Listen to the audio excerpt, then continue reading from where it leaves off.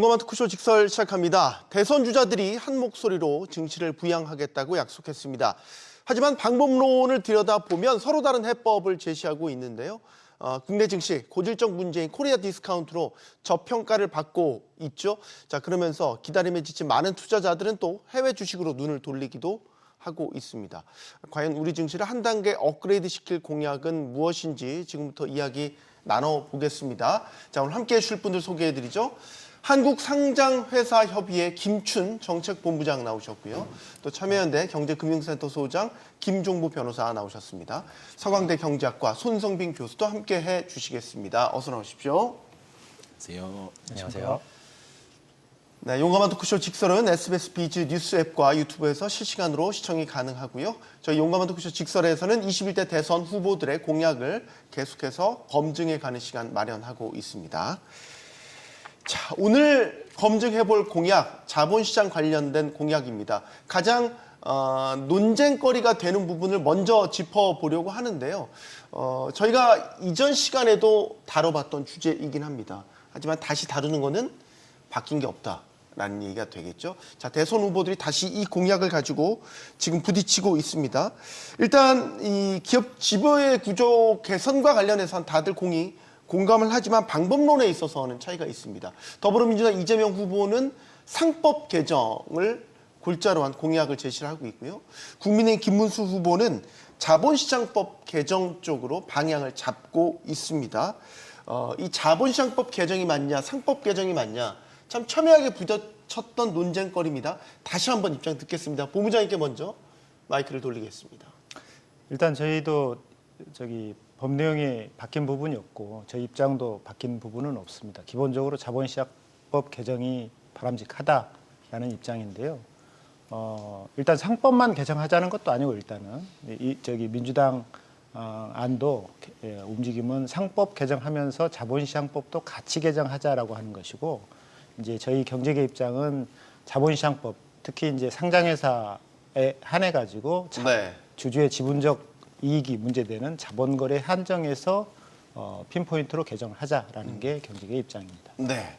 자, 반면에 상법 개정에 대해서 이제 민주당은 계속해서 주장을 하고 발의도 하고 이번 공약에도 나왔습니다. 변호사님, 네. 상법 개정에 대한 기본적인 입장 다시 한번 정리를 해주시죠. 그러니까 지금 이번 상법 개정안이 이사의 주주에 대한 충실 의무거든요. 네. 그러니까 이사의 의무를 규정하는 규정이에요. 네.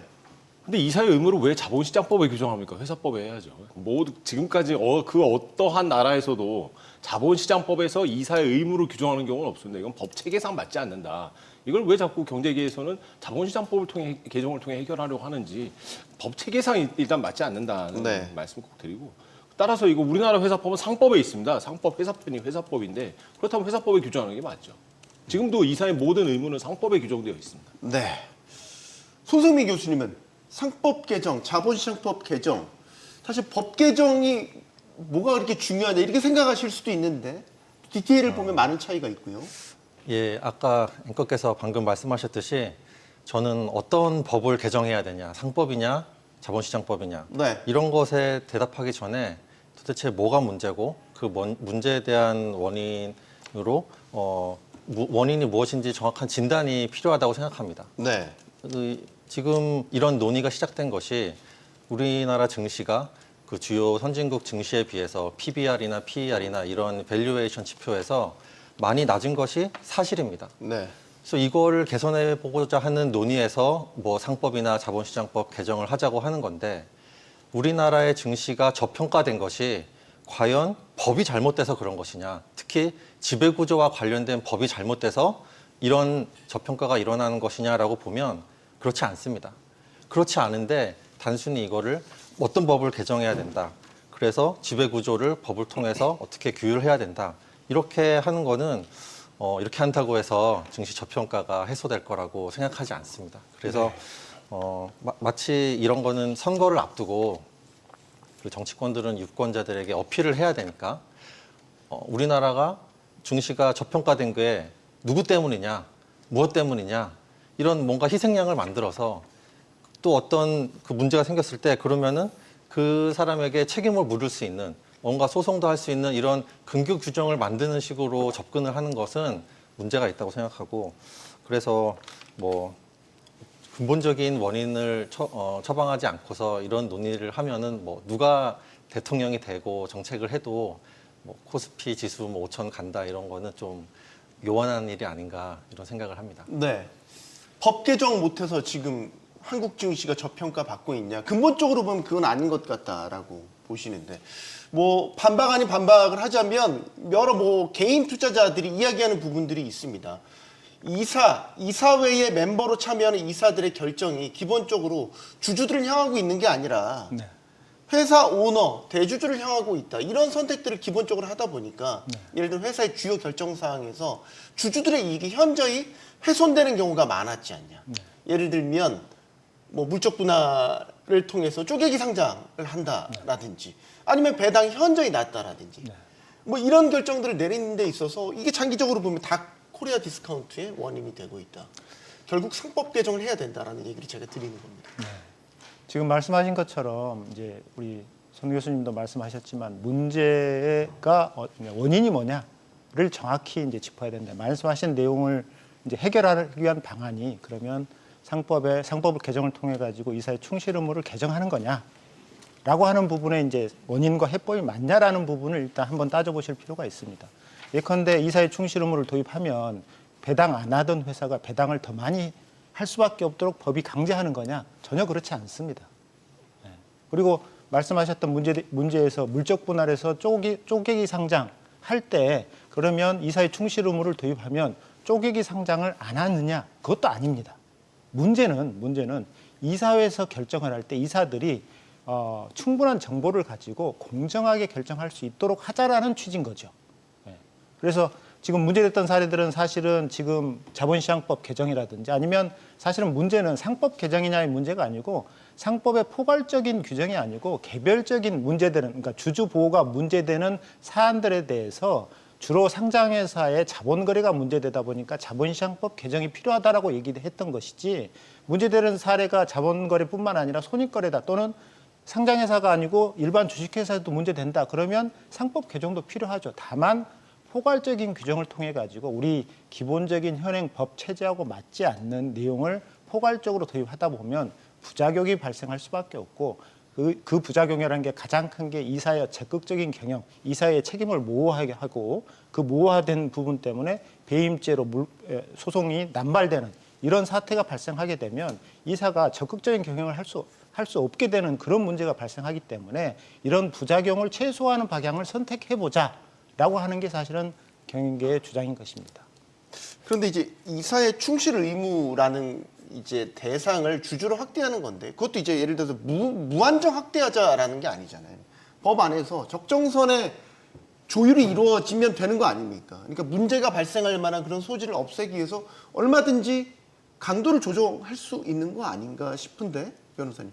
저는 좀 이해가 안 돼요. 그러니까 상법 개정된다고 배당을 강제하냐? 전혀 그렇지 않다고 말씀하시는데 저도 동의합니다. 이사는 회사를 위해서 또는 주주를 위해서 최선의 결정을 하면 되는 거예요. 적극적으로 경영하면 되는 거예요. 다만 언제 주주와 주주들 사이에 이해관계가 충돌하는 경우에 있어서 조심해라. 이것을 개별적인 사안으로 어떻게 일일이 다 규정을 합니까? 일반적인 추상적인 포괄적인 규정으로밖에 규정할 수가 없다. 말씀드릴 수밖에 없어요. 그다음 부작용이 우려된다. 상장회사가 아닌 회사에 대해서. 상장회사의 문제가 돼요, 주로. 하지만 상장회사 아닌 경우에도 굉장히 문제가 생깁니다. 예를 들어서 다른 중소기업 규모인데 일감 몰아주기 해요. 자기 자식들한테 회사 만들어주고 일감 몰아주기 해요. 그럼 일반 주주들이 그리고 이 침해될 수 있죠. 네. 그다음에 자기 회사 만들어놓고 비상장 회사예요. 그 물적 분할해가지고 자기 또 일족 친가한테 넘겨주고 그럼 기존 주주들한테 피해가 되죠. 이런 거 하지 말자는 거예요, 최소한. 그러니까 필요한 거죠. 그다음에 이제 이 상법이 개정된다고 해서 뭐 크게 변하냐 안 변합니다. 우리나라 증시 저평가돼 있는 주식시장 잘 안 변해요. 그러면 해도 되는 거잖아요. 배당 강제할 위험도 없고 부작용이 우려된다고 부작용도 별 우려될 수도 없죠. 그런데 이걸 왜 반대하시는지 저는 이해하기가 어렵습니다. 우리 변호사님 말씀하신 내용들은 기존 개별 규정을 통해 가지고 해결이 다 가능한 부분들입니다. 그리고 말씀하셨는데 이사 충실 의무가 확대가 되면 이 부분 때문에 부작용이 우려 안 된다라고 말씀하셨는데 어떻게 그렇게 단언하실 수 있으신지 저는 굉장히 그런 부분들이 우려스럽습니다. 오케이, 제가 하나 예를 들어 말씀을 드려도 될까요? 저 이거예요. 지금 원래 이사들은 자기를 선출해 준 사람들을 위해서 당연히 충실해야 됩니다. 그렇잖아요. 학교에서 이제 아이들이 모여서 반장을 뽑았는데 반장이 나한테 임명장을 준 사람은 교장 선생님이야 라고 해서 교장 선생님한테 충성하면 안 되잖아요. 자, 회사와 이사는 위임관계라고 하는데 이사는 왜 회사로부터 위임관계인가요? 위임 계약을 체결해서인가요? 아닙니다. 주주총회에서 선출되었기 때문입니다. 본인을 선출해준 사람을 위해 충실하자는 건 아주 기본적인 전제인데 이 충실이 제대로 충실하게 이루어지지 않았기 때문에 자꾸 안 해도 된다고 하기 때문에 이번엔 넣자는 거예요. 지금 말씀하셨던 부분은 이 회사 제도라는 것을 사실은 부정하는 말씀이세요. 회사라고 하는 법인이라는 제도는 사실은 우리가 자연인이 아니고 법인 제도라는 걸 인정하는 것은 법인 스스로 권리의무를 갖도록 하기 위해서 회사법에서 법인 제도라는 법인을 통해 가서 회사 제도를 설립한 거지 않습니까? 네. 그러면 회사의 소유주가 주주다라고 표현을 일반적으로 하지만 그건 법적으로 정확하지 않지 않습니까? 즉 주주라고 하는 것은 주식의 주인인 것이지 회사의 주인이라고 표현하지는 않습니다. 왜냐하면 회사의 주인이라고 하면 그 주주가 회사의 어떤 위험에 대해서 전적으로 책임을 져야 되는데 우리 이 회사 제도라고 하는 것은 책임을 단절시키고 있어요. 그래서 사실은 주주를 소유자라고 얘기하지는 않습니다. 그래서 뽑았다라고 해가지고 뽑은 이사가 주주한테 직접 책임을 진다? 이런 개념으로 저희 상법은 접근하고 있지 않습니다. 회사의 이익을 통해 가지고 주주 이익이 실현되는 형태로 돼 있기 때문에 회사에 충실하라고 원래 원칙적으로 돼 있는 것이고 개별 국면에서 예컨대 신주 발행이라든지 합병이라든지 이런 자본거래에 있어 가지고는 이게 회사 이익하고 주주 이익이 다를 수 있죠. 그런 부분에 있어 가지고는 개별 규정을 통해 가지고 주주 이익을 보호하고 있는 것이죠. 근데 그거를 아예 그런 부분들을 기존 체제를 다 무시하고 회사의 이익하고 뽑아준 사람이 주주니까 주주한테도 충실해야 된다. 이게 언뜻 들으면 맞는 말씀인 것 같지만 이 회사 그리고 및 주주라고 하면 회사 이익과 주주 이익도 서로 달라진다는 전제하에서 규정하는 거거든요. 근데 미국과 같은 경우에 회사 및 주주가 아니고 회사와 주주입니다. 회사는 즉 주주다라는 표현을 해가지고 같다는 전제하에서 규정을 하고 있는 거예요. 그래서 접근하는 방식이 다른데 그거를 이게 비슷하다라고 해가지고 이렇게 표현을 해버리게 되면 현재 있는 법 체계하고 적립성이 전혀 안 맞는 것이죠. 근데 실질적으로 우리나라에서 규정하고 있는 상법 안에서 이사가 충실 의무 대상이 회사다. 회사를 주주로 보고 그렇게 규정한 건 아니잖아요. 우리나라는. 미국과 다르잖아요.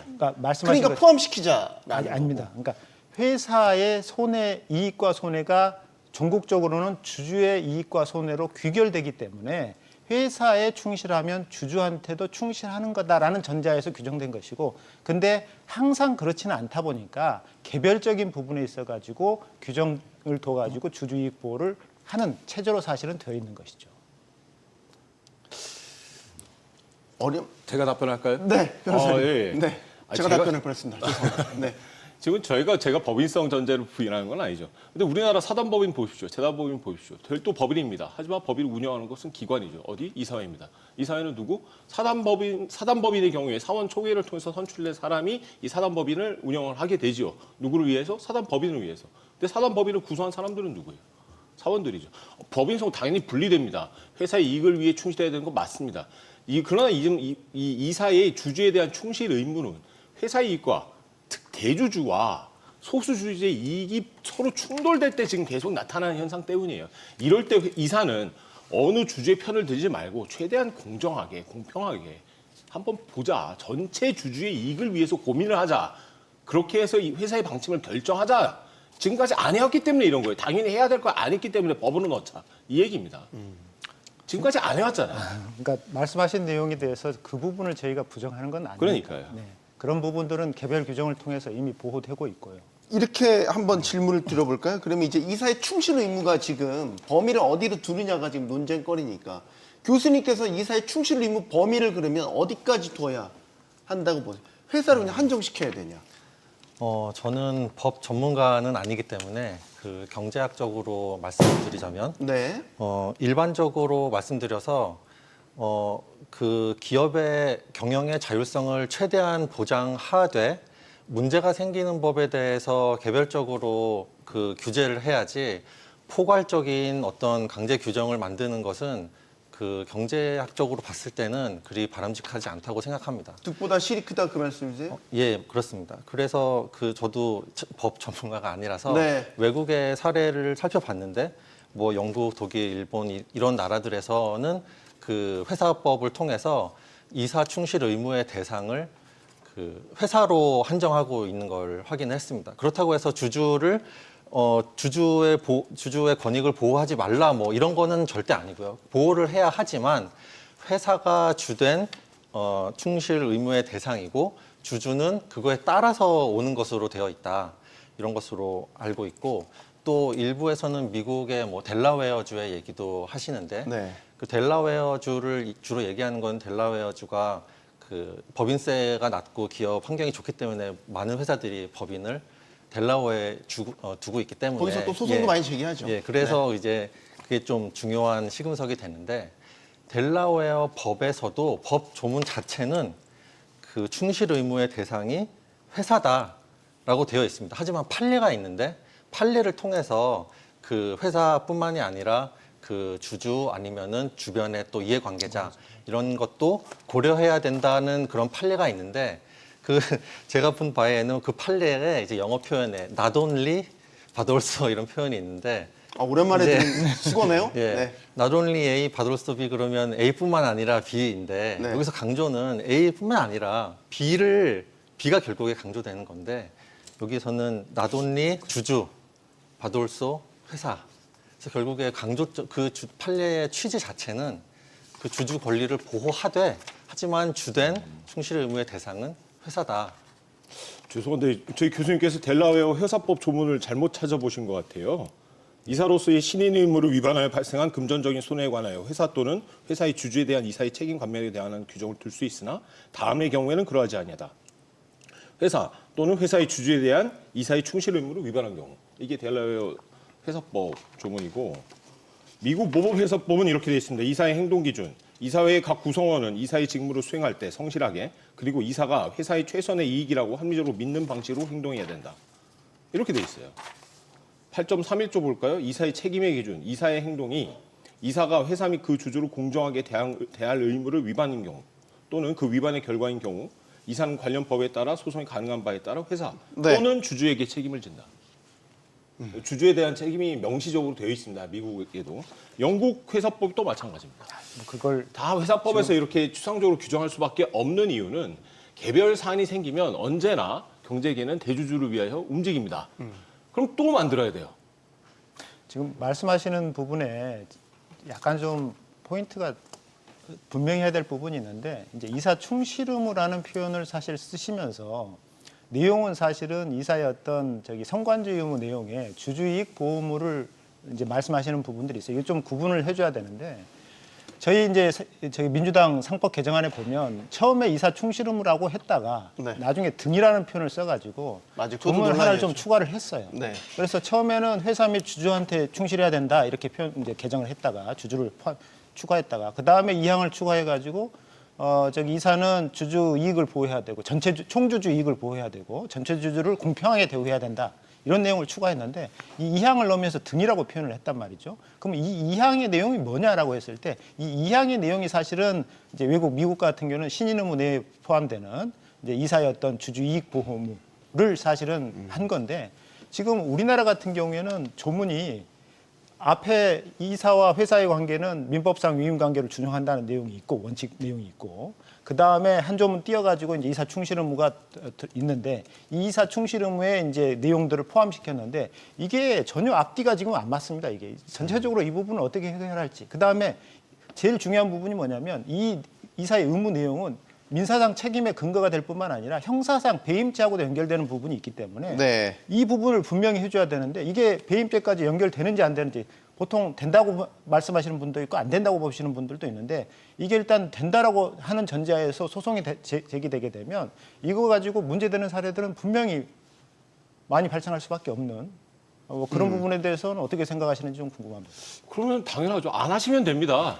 안 하시면 되는 거예요. 범죄라는 게 살인죄를 적용해놓고 살인을 하라고 하나요? 하지 말라는 거잖아요. 형법상 배임죄로 연결될 가능성은 충분히 있죠. 하지만 이사가 주주에 대한 충실 의무, 다시 이해관계 충돌에 있을 때 네. 제발 좀 하지 마라라는 거예요. 하지 않으시면 됩니다. 지금 이사들이 이제 이사회에서 결정을 할 때 회사에 여러 이제 상황들이 발생하지 않습니까? 예컨대 이제 뭐 이제 좀 간단하게 네. 단순화시켜서 예를 들자면 예컨대 삼성전자가 옛날에 이제 반도체를 투자를 안 하고 이제 되게 미래 먹거리를 찾을 때 반도체에 대해서 상당한 기간 동안 저기 수조 원을 투자를 해가지고 네. 했어요. 그럼 계속 손실이 이제 쌓이죠. 이제 이게 결과가 안 나오니까. 그럼 그 중간에 이 주주가 만약에 이런 내용들이 이사 충실 의무가 들어와 있어가지고 주주가 봤어요. 어느 주주가 봤을 때 이게 주주를 위한 결정이냐. 이제 그만둬라.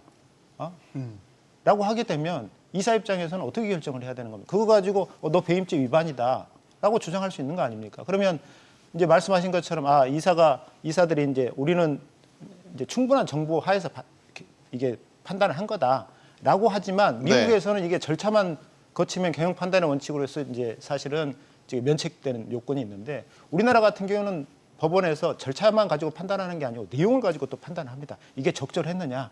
일반적으로 이런 일반적인 경영자가 판단할 때 이런 부분에 대해서 내용이 적절했느냐까지 또 판단을 하게 됩니다. 뭐 이런 부분이 문제될 때 과연 이게 적절하게 판단될 거냐라고 하는 부분에 우려가 있을 수밖에 없습니다. 저희 얘기 결론 내지 못하고 끝내야 될 것 같습니다. 알겠습니다.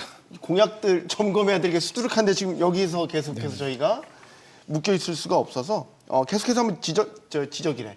점검을 해볼게요. 이재명 후보가 낸 또 여러 공약들 중에 자사주 소각 의무 여기에다가 이제 쪼개기 상장이 이제 고질적인 문제로 지적되다 보니까 분할 상장을 할 경우에는 신주의 일정 부분을 기존 주주들한테 배정하는 이런 어떻게 보면 주주 친화적인 정책 공약이라고 볼 수 있겠죠. 여기에 대해서 어떻게 평가를? 이건 교수님께 먼저 의견을 좀 듣겠습니다. 또 경제학적인 원론적인 말씀을 드리면 네. 기본적으로 기업들에게 어떤 거를 해라라는 어떤 의무 규정, 강제 규정을 만드는 것보다 어떤 문제가 있을 때 그것에 대해서 핀셋 규제를 하는 것이 더 맞다라는 전제하에서 말씀을 드리겠습니다. 자사주 소각을 의무화해야 된다라고 주장하거나 이렇게 하는 근거들은 자사주 소각을 통해서 유통 주식 수를 줄이면 그걸 통해서 그럼 한 주의 가치는 올라가니까 주가가 부양이 되죠. 이걸로 코리아 디스카운트도 해결하겠다. 그리고 또 자사주 가지고 어떤 자사주의 마법이라는 또 이런 걸 통해서 지분에 비례하지 않은 과도한 의결권을 행사하는 것 그런 걸 막아보겠다라고 하는 건데 자사주는 그거 말고도 다양한 용도로 사용될 수 있습니다.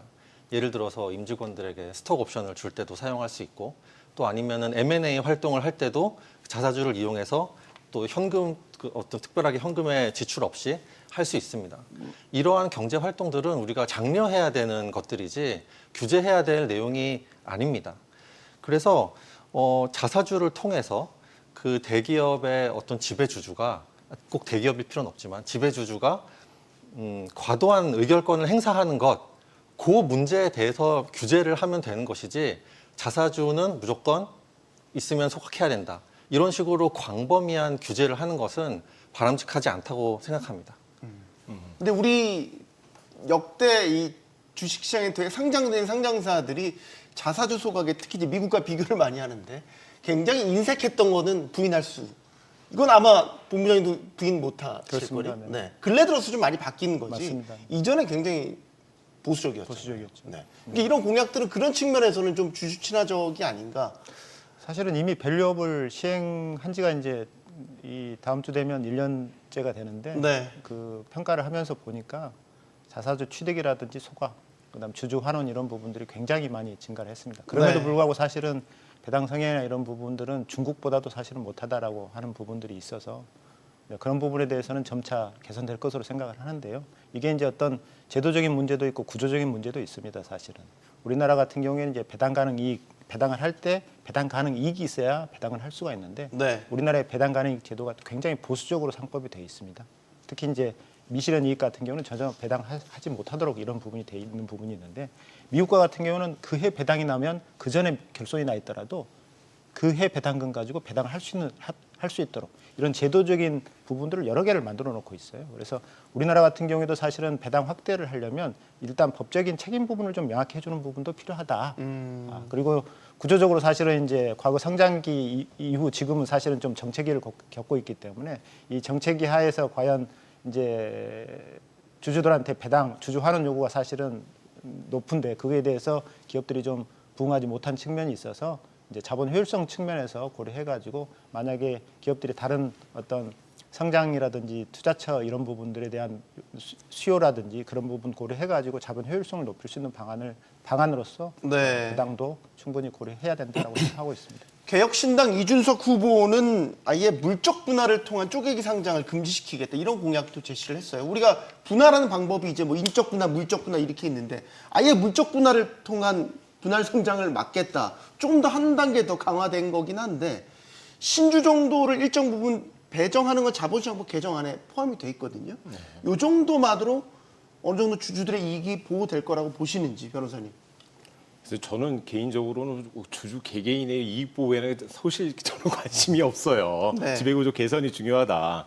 근데 물적 분할로 쪼개 상장 원천적으로 금지한다? 글쎄요.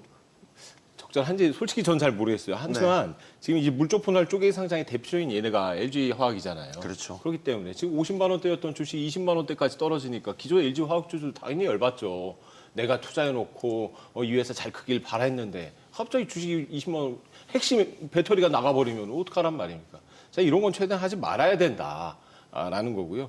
근데 왜 이런 일이 벌어졌느냐? 기존 유상증자를 하는 게 차라리 편한데 기존 주주들이 유상증자 할 때 낼 자본금이 없으니까 지금 쪼개기 상장한 거잖아요. 네. 사실.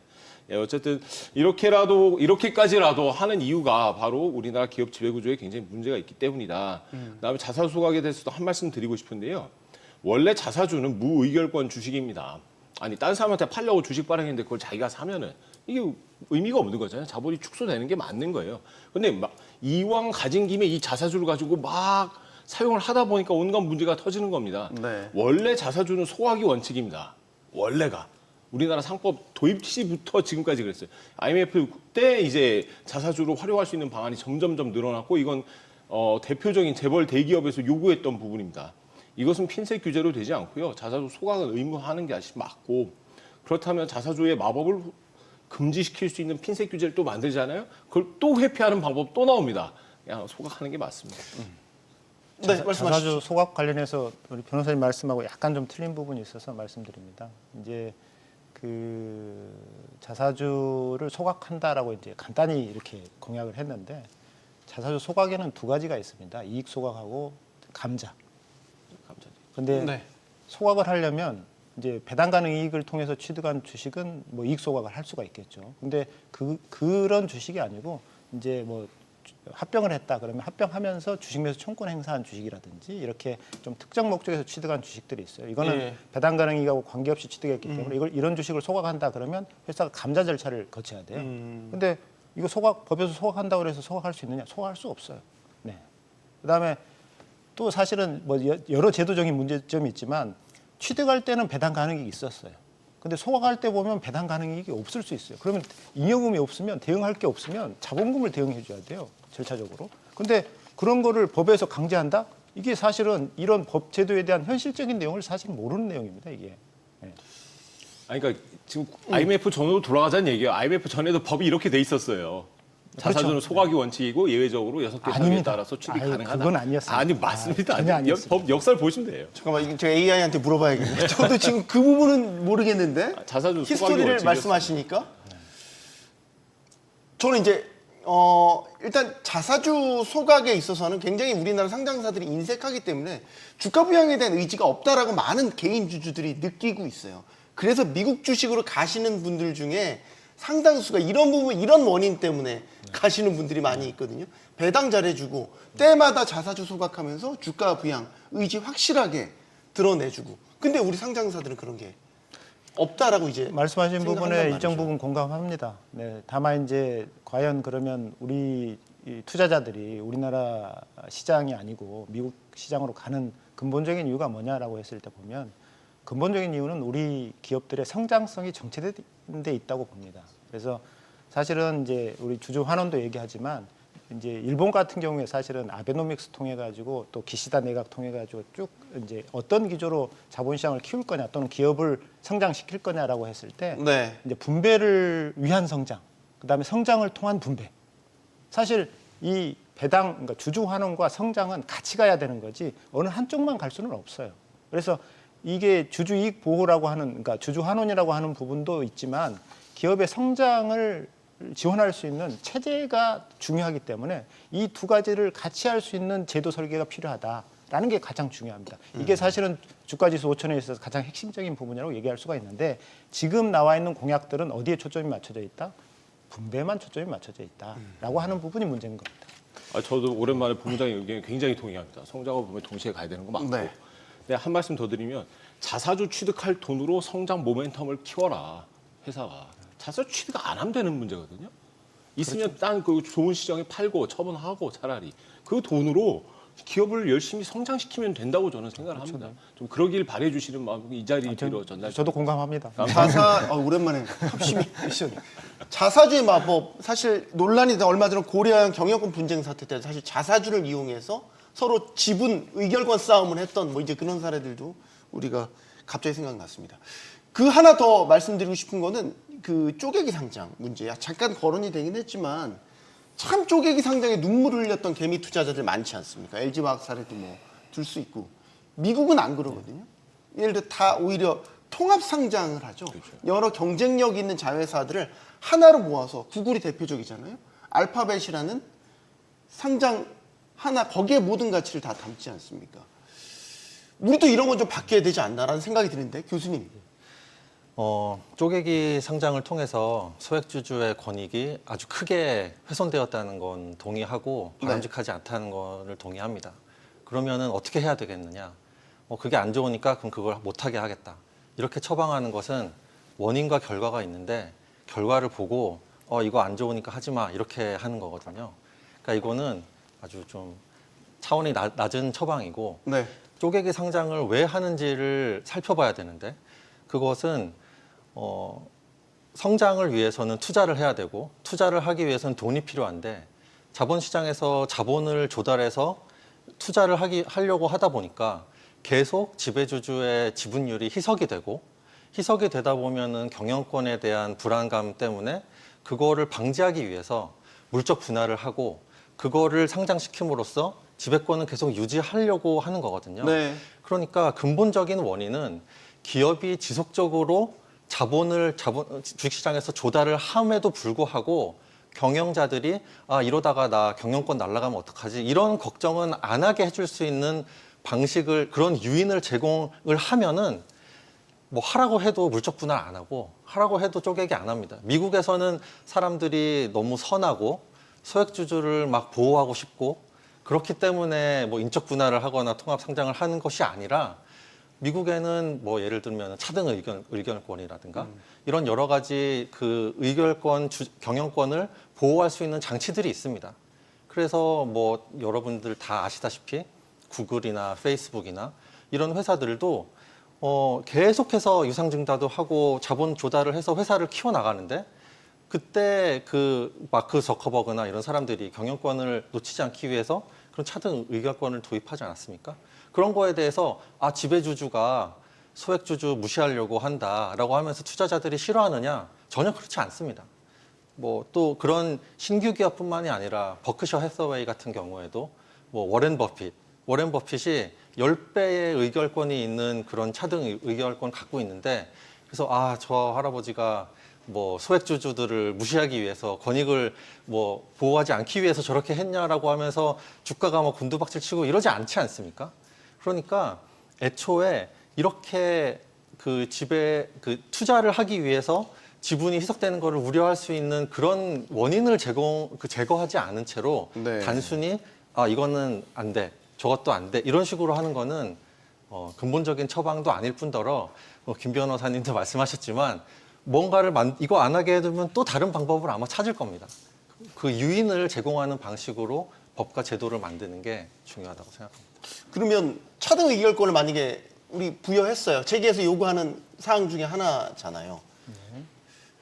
이것도 좀 제가 유치한 질문이긴 한데 이게 차등 의결권 부여하면 그럼 다 해결되겠냐라는 거죠. 지금 어쨌든 재계에서는 대주주의 경영권이 계속해서 이런저런 이유로 위협받는 상황에 대해서 우려를 하고 계시고 맞습니다. 그런 것들이 보완 사항으로서 차등 의결권도 하나의 안으로 제시를 하고 계시는데 그럼 차등 의결권이 부여가 됐어요. 그럼 반대급부로 소액주주나 다른 기타 주주들이 오너의 전횡을 막을 수 있는 방법이 뭐가 있겠냐는 이사회도 여전히 회사의 충실 의무를 갖고 있고, 그리고 지금 기존 이사회가 상당수 이사회가 거수기 역할을 한다라는 비판에서도 자유롭지 못하다는 것도 아마 인정하실 것 같고. 그럼 다시 돌아가서 상법 개정 같은 게 이제 인프라가 만들어져야 그 위에 예를 들어서 차등 의결권도 부여되고 한다면 균형이 맞아지는 거 아닌가? 굉장히 이제 고난도 말씀드리다 어려운 보니까 네, 말씀이시네요. 그렇게 됐는데. 그러니까 말씀하신 것처럼 이제 우리 손 교수님 말씀에 전적으로 공감을 합니다. 이제 스타트업 같은 경우에는 사실은 성장을 하면서 지분이 희석화되는 걸 굉장히 이제 두려워하고 그런 측면에서 사실은 좀 투자를 유치를 해야 되는데 이게 그런 면에서 경영권을 이렇게 만약에 변동되게 되면 면서까지 이게 투자 유치를 하고 싶은 스타트업들은 없을 겁니다. 그런 측면에서 이제 복수 의결권, 차등 의결권 이런 부분들은 사실은 스타트업, 비상장 회사한테 필요한 부분이고 상장 회사한테는 사실은 그런 부분을 인정하는 나라는 거의 없습니다. 상장이 되게 되면 이제 이미 사전에 발행했던 건 인정해주지만 상장한 이후에 사실은 차등 의결권을 이렇게 인정해주는 상황은 없습니다. 네. 이제 그런 부분이 있고 사실 중요한 부분은 그래서 이제 상장 회사한테 어떤 그 이사들이 경영 이제 인수 시도하는 반대 측에 어떤 판단을 해가지고 이 인수 시도하는 사람들이 우리 회사의 경영에 도움이 될 것이냐 안 될 것이냐라고 하는 부분들을 주저하고 같이 결정을 해서 이런 인수 시도에서는 우리 이사회에서 반대하겠습니다. 네. 라는 제도는 필요하다. 그게 이제 사실은 외국에서는 포이즌 필이라고 하는 신주인 선택권 제도. 사실은 신주인 선택권 제도가 그 용도로만 활용되는 건 아니지만 이제 그런 부분에 있어가지고 어떤 기존 대주주의 경영권을 보호해주는 장치가 있다라고 하면 여러 가지 부분에 있어서 일반 주주를 보호해줄 수 있는 이런 부분의 여지도 굉장히 늘어나는 부분이 있고 우리 사회자님 말씀하신 것처럼 그러면 이사들이 좀 더 객관적이고 공정하게 대주주의 영향력을 떠나서 진정한 회사 이익, 일반 전체 주주의 이익을 보호할 수 있도록 하는 부분이 잘 되지 이제 보호할 수 있는 장치가 뭐가 있겠냐라고 했을 때는 네. 그게 이제 그 개별 규정들에 모호했던 부분들이 다 정비가 되고 그런 상황 하에서 그 개별 규정과의 정합성이 이루어지는 이사 충실 의무가 이사의 주주에 대한 충실 의무가 도입된다라고 하면 그거는 사실은 뭐 반대할 이유가 없다라고 하는 건데 현재는 체제 자체가 그렇게 돼 있지 않다라는 부분에서 배임죄도 사실은 좀 형사처벌화되는 경영행위가 형사처벌화되는 부분은 분명하게 이거는 좀 없어져야 된다. 그 부분 때문에 오히려 판례가 이상하게 돼가지고 이사의 책임을 굉장히 이사의 의무를 굉장히 좁게 해석하는 형태로 비정상적으로 이루어지는 부분이 있다라고 네. 하는 부분이라서 좀 전체적으로 좀 볼 필요가 있다라는 부분을 말씀드립니다. 변호사님. 쪼개기 상장 금지에 관해서 얘기하고 있었는데 갑자기 차등 의결권 차등을 하고 포이즌 필까지 얘기해서 굉장히 당황스럽습니다. 네. 아니 괜찮습니다. 근데 이제 쪼개기 상장 얘기 마저 하면은 네. 가급적 유상증자 하는 게 좋지 않겠어요? 이왕 코너인데 더 자본 조달이 필요해요. 그럼 유상증자라는 아주 기본 포맷이 있는데 왜 이걸 활용하지 않고 왜 굳이 물적 분할해서 쪼개기 상장할까? 여기에 대해서는 어떻게 생각하시는 본부장님 의견 좀 궁금해요. 그냥 기존 유상증자 하시면 되고 이 방송을 보고 계신 우리 많은 주식 투자자분들도 유상증자에 대해서 너무 이렇게 물론 거부반이 있는 거 잘 알지만 네. 그럼에도 불구하고 회사를 믿고 응원하고 유상증자에 적극 참여해서 회사가 더 크게 나갈 수 있도록 그리고 회사는 좀 주주들에게 믿음을 주시고 그러면 좋지 않을까 싶습니다. 네. 저희가 이제 마지막 질문으로 넘어가야 될 것 같습니다. 경영권 관련해서 이런 요구도 있습니다. 경영권 관련한 자산에는 자본이득세를 적용하자. 그와 무관한 자산에는 이제 상속세를 분리 적용하자라는 부분이죠. 이것도 사실 경영계에서 오랫동안 요구해왔던 부분이죠. 설명을 좀 먼저 해주시겠어요? 사실은 우리나라의 상속세가 굉장히 세율이 높은 편이고 네. 전 세계적으로 특히 이제 기업 경영권 관련된 주식에 대해서는 또 할증이 돼 있기 때문에 실효세율이 거의 이제 60%에 대주주 할증 말씀하시는 거죠? 예. 60%에 육박돼 있는데 이제 사실은 이제 이 세율이 높다 보면 이제 지금 저희 시장에서는 어떻게 보냐면 이제 2대, 3대, 4대까지 가게 되면 실질적으로 경영권을 유지할 수 있는 회사는 없다. 이제 앞으로 지배주주 있는 지배 구조를 고려할 게 아니고 지배주주 없는 지배구조를 앞으로는 고려해야 된다.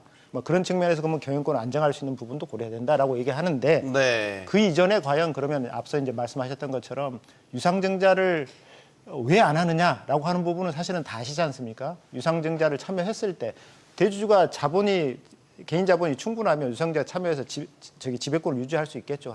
한데 이제 그런 부분들이 여의치 않으니까 지배권을 유지하면서 사실은 회사를 경영하려다 보니까 그런 부분이 가능한 부분이 있으면 당연히 그런 부분을 찾게 되는 것이죠. 과연 다만 그런 과정에서 일반 주주한테 피해를 주면 안 되는데 이제 그런 부분에서 사실 이제 주가가 떨어지는 부분이 있어가지고 그런 피해가 발생한 건데 그런 부분에서 사실 근본적인 해법은 이제 코리아 디스카운트의 가장 큰 해법은 상속세 부분이 상속할 때 자산이 상속 당시에 평가를 기준으로 해가지고 상속세율이 매겨지다 보니까 이게 이제 대부분의 회사는 사실은 이제 상속이 이루어지는 회사들도 많지만 지금도 상속을 앞두고 있는 회사들이 있지 않습니까? 그래가지고 그럼 그런 회사들 같은 경우는 주가를 올릴 요인을 사실은 못 찾게 되죠. 못 찾게 되는 거예요. 네. 배당이라든지 이런 부분도 사실은 다른 형태를 통해 가지고 사실은 수익을 실현하는 이런 형태를 찾다 보니까 이게 좀 너무 불합리하다라는 부분을 얘기하는 것이고 그러면 이거를 실질적으로 상속 시점이 아니고 나중에 어차피 세금은 내야 되는 부분이 있으니까 네.